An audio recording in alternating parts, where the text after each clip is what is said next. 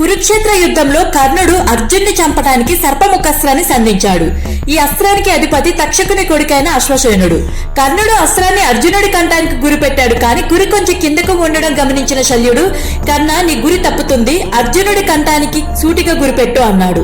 తన గురిని ఆక్షేపించిన శల్యుని మీద ఆగ్రహించిన కర్ణుడు, శల్య నా గురిని ఆక్షేపించే అర్హత నీకు లేదు, చూస్తూ ఉండి ఈ అస్త్రధాటికి అర్జునుడి తల తెగి నేల మీద పడుతుంది అంటూ సర్పముఖాస్త్రాన్ని ప్రయోగించాడు.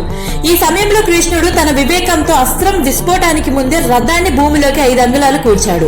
దీనివల్ల సర్పముఖాస్త్రం అర్జునుడి కంఠాన్ని తాకుండా అతని కిరీటాన్ని మాత్రమే తాకి దూరంగా వెళ్ళింది. కిరీటాన్ని తాకిన సర్పముఖాస్త్రం తిరిగి అర్జునుడిని తరుముతుంటే కృష్ణుడు ఆ అస్త్రం వెనుకున్న కథను వివరిస్తాడు అర్జునుడికి.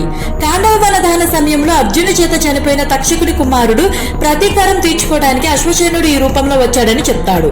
అర్జునుడు వెంటనే తన దివ్యస్త్రాలను ఉపయోగించి ఆ సర్పముఖాన్ని నిర్వారం చేస్తాడు.